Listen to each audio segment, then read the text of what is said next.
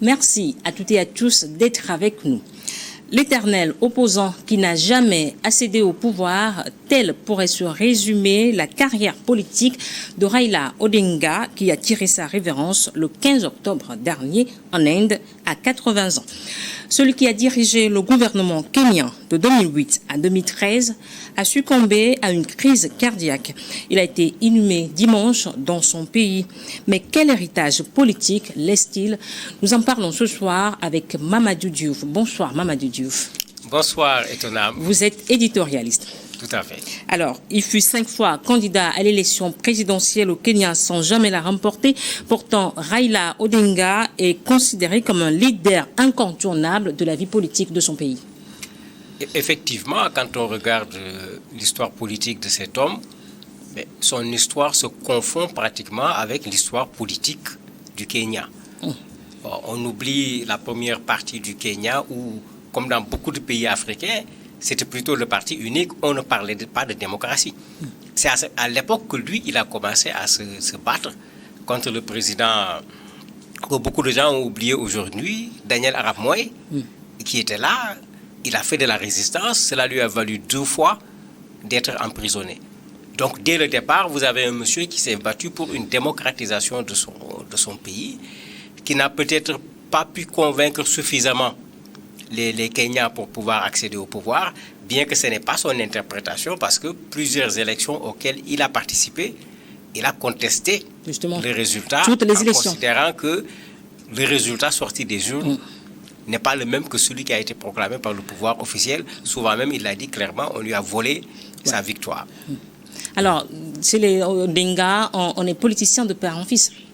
Tout à fait. Vous avez quelqu'un qui l'a à la limite dans le sang. Puisque quand vous regardez ce monsieur s'opposer, vous avez l'impression qu'il est né avec, je ne dis pas il est né dedans, mais il est né avec.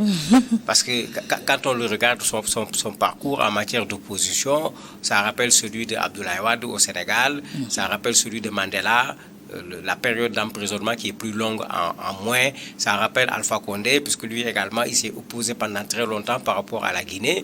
La différence, c'est que tous ceux-ci ont fini quand même par accéder au pouvoir à un moment. Pour lui, ce n'est pas le cas. Alors, Raila Odinga a eu droit à un hommage national avec les honneurs militaires. Que comprendre par là? Je me dis que c'est là où nos pays doivent aller. Quand on reconnaît le rôle que la personne a joué dans la démocratisation du pays, quand on reconnaît que c'est un citoyen qui a été plusieurs fois candidat à l'élection présidentielle, qu'il faut le rappeler également a été Premier ministre, parce que après une des crises, celle de 2007 en particulier, où il y a eu plus de 1000 morts au niveau des manifestations, il y a eu plusieurs dizaines de populations, plusieurs centaines même de personnes qui ont été déplacées. Il a fallu faire de la médiation, et à Kofi Annan qui avait réussi à faire en sorte qu'on fasse une sorte de gouvernement élargi dans lequel il est rentré et il a été Premier ministre. Donc, de 2008 à 2013. Tout à fait. Donc en plus de son statut d'opposant, il a quand même été Premier ministre dans son pays, il a été député, on lui reconnaît sa stature sur le terrain politique, il est normal, bien qu'il soit un opposant, qu'on lui rende un hommage national. Parce qu'il ne faut pas qu'on... À sa mort, malheureusement, on peut en dire.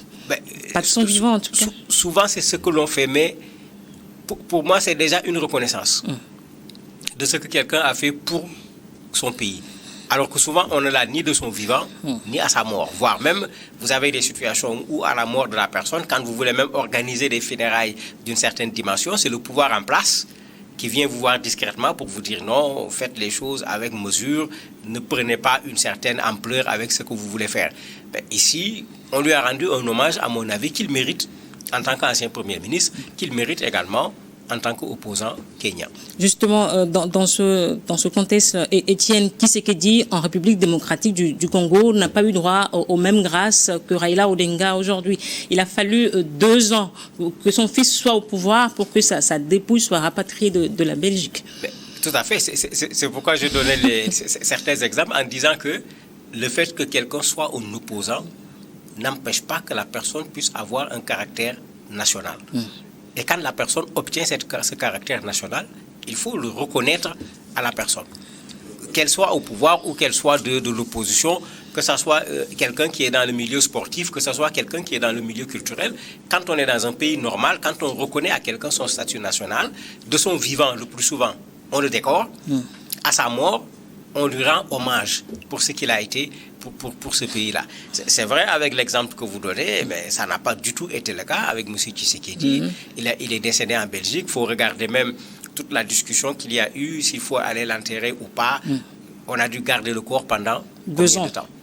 Mais ce n'est pas le seul cas. Vous avez d'autres également qui sont décédés en dehors de chez eux. On a voulu rapatrier les corps. Ça a posé des problèmes. Pensez au président camerounais, puisqu'on parle d'élections au Cameroun actuellement, Ahmed Ahidjo, etc., qui a été enterré à Dakar. Et il y a toujours des difficultés pour pouvoir ramener le corps dans son pays parce qu'il y a de l'opposition de la part du pouvoir en particulier. Donc ici, on voit le contraire. On peut être opposant dans son pays, s'opposer de façon ferme au pouvoir qui est en place et pouvoir avoir une reconnaissance. Mais il faut nuancer parce que le président actuel, le président Ruto, est présentement un allié de Raila Odinga. Donc Raila Odinga n'est pas tout à fait opposant au sens propre du terme. Ah non, c'est un opposant. il a, je ne sais pas comment il faut appeler ça, il a cette faculté de passer par moment du statut de leader d'opposant à celui d'un acteur du gouvernement. Ce n'est pas la première fois qu'il entre dans le gouvernement. Il est donc flexible.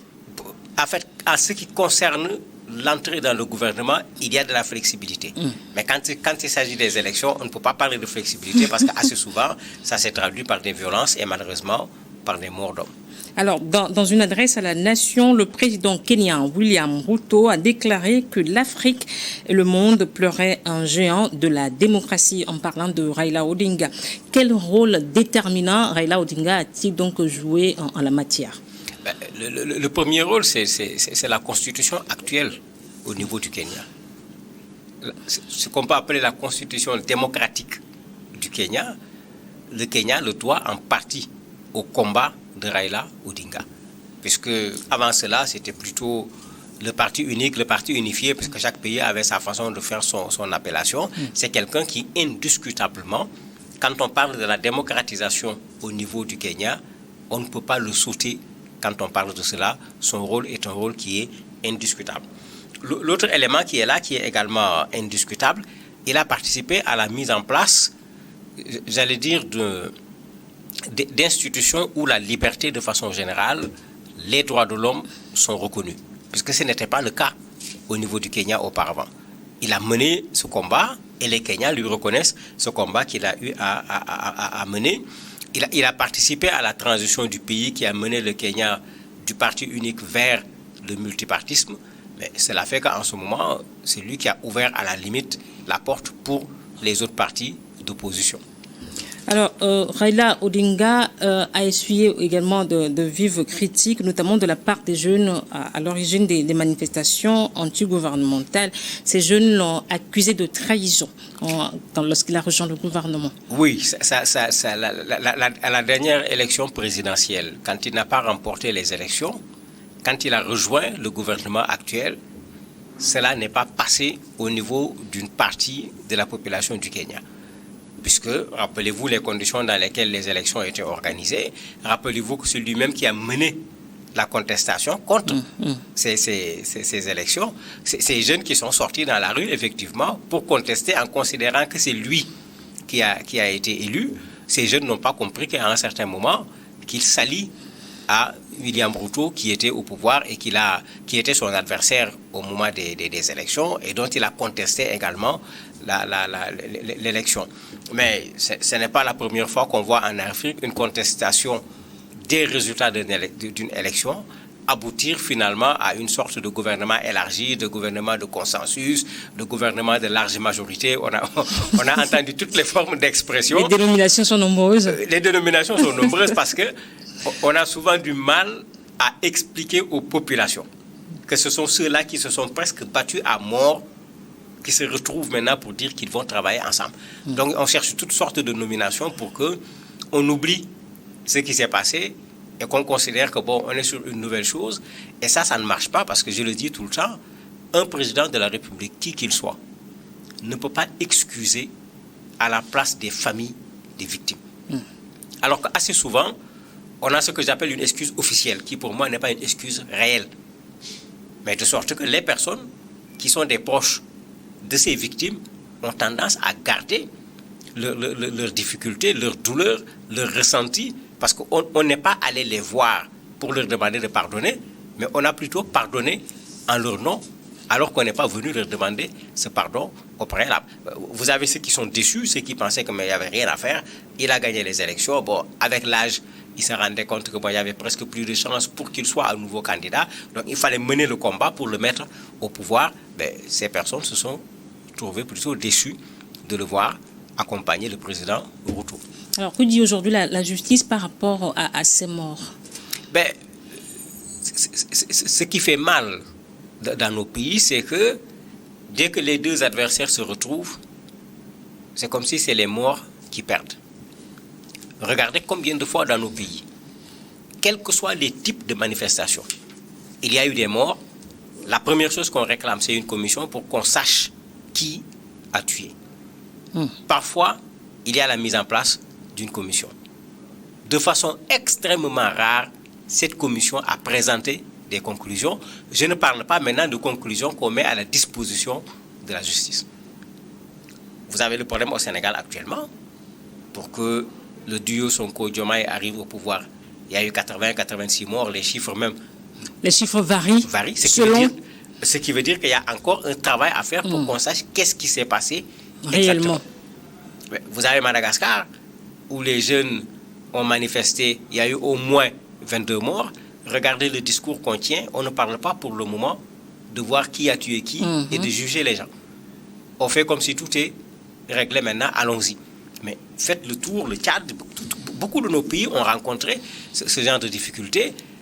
Dès qu'il y a une médiation qui réussit, c'est comme si les héros, ceux qui devaient être considérés comme des héros parce qu'ils sont tombés pour une cause, ceux-là sont immédiatement oubliés. Parfois, dans certains pays, on prend la peine de faire une compensation financière, juste une façon de dire aux familles, bon, vous allez penser un peu votre douleur, mais généralement, vous avez des familles qui ne veulent pas de cet argent, qui réclament justice, mais qui restent sur leur faim, puisque vous ne voyez même pas où vous allez pouvoir organiser un procès. Et ça, c'est dommage, et malheureusement, le Kenya n'est pas sorti de cette situation. Est-ce que la mort de Raila Odinga marque la fin d'une certaine époque? C'est clair que ça fait prendre fin à une certaine époque. Parce que quand on parle du Kenya et qu'on dise que Odinga s'est opposé à Daniel Arap Moi, ben ça veut dire qu'il s'est opposé au moment où bien de ces jeunes qui se mettaient à manifester dans la rue n'étaient même pas encore nés pour comprendre ce qui se passe dans leur pays.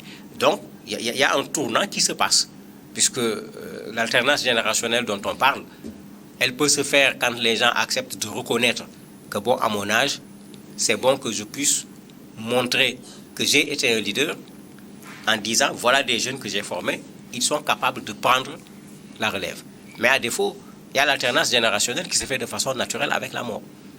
Et en Afrique, souvent, c'est à ça qu'on a assisté, aussi bien pour ceux qui sont au pouvoir que pour ceux qui sont au niveau de l'opposition. Parce que souvent, on critique le pouvoir en disant qu'il ne quitte pas le pouvoir, mais au niveau de l'opposition, généralement, vous avez la même personne qui est à la tête d'un même parti pendant 30 ans, pendant 35 ans. Et finalement, on a l'impression que dans ce parti également, soit il n'y a pas de relève, soit il n'y a pas de possibilité de relève. Parce que les deux cas ne sont pas les mêmes. Parce que soit on n'a préparé personne, et c'est fait à dessein pour qu'il n'y ait pas de numéro 2, soit il y a des gens qui peuvent effectivement prendre la relève, mais on ne veut pas qu'ils prennent la relève. Mais avant de réclamer la démocratie à l'échelle nationale dans un pays, de réclamer la démocratie au pouvoir, mais il faudrait que dans les partis également, que ce qu'on appelle la démocratie interne soit une réalité. Quel a été le cas avec le parti de Raila Odinga? Mais il y a toute une inquiétude actuellement sur la relève.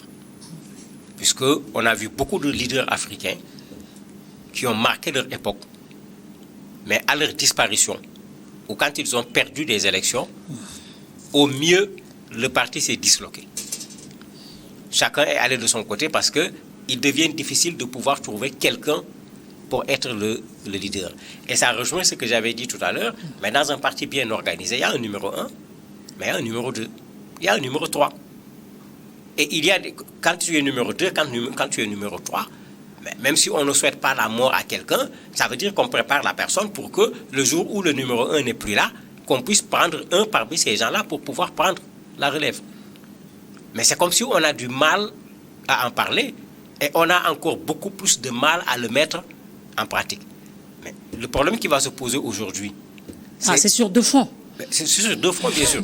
Le problème qui va se poser aujourd'hui, c'est celui-là. Qu'est-ce qui a été préparé?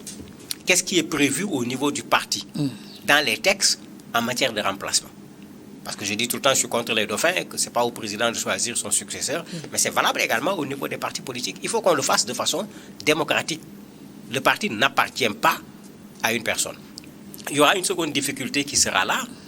Raila, ce n'était pas son parti seulement. Oui. Raila, c'était quelqu'un qui avait une représentation nationale. Est-ce que celui que le parti va désigner, même si le parti parvient à avoir un consensus sur cette personne, est-ce que cette personne pourra continuer avec le charisme et porter ce que Raila avait porté pour les Kenyans de façon générale, en particulier ceux qui avaient un niveau de vie qui n'était pas très élevé? Alors, à l'approche des élections de 2027 au Kenya, comment est-ce que l'opposition devrait s'organiser à la mort de Raila Odinga? Cela dépend de ce que l'opposition veut. Si l'opposition veut une alternance, il faut accepter de faire ce qu'on appelle une lecture froide de la situation politique. Qu'est-ce que nous représentons? Parce que c'est ça, en fait, quand on va aller à des élections. Il faut avoir le courage de se peser en tant que parti politique pour savoir est-ce que ce que je pèse me permet de créer les conditions d'une alternance. Quand ce que je pèse ne permet pas de créer les conditions d'une alternance, si objectivement, c'est l'alternance mon objectif véritablement, je ne dois pas hésiter à aller voir d'autres partis pour leur dire, mais je veux l'alternance, seul je ne remplis pas les conditions. Je pense qu'à 4, à 5 ou à 6, nous sommes en mesure de créer les conditions d'une alternance au niveau du Kenya. Mais il ne faut pas y aller en disant, venez, on va se mettre ensemble, et c'est moi le mieux placé pour être devant. Il faut y aller en disant, venez, on se met ensemble, et on s'entend sur une procédure qui permet de choisir qui va se mettre au devant. Mais il faut quand même un leader. Hein? Mais c'est là où se pose le problème, parce que quand il va falloir choisir le leader, souvent, dès que ce n'est pas moi, je prends mes affaires et puis je m'en vais. Merci beaucoup Mamadou Diouf d'être passé sur ce plateau pour évoquer le décès de Raila Odinga. Quel héritage politique il laisse au Kenya. Merci également à vous qui êtes restés à notre compagnie. À très bientôt sur votre chaîne.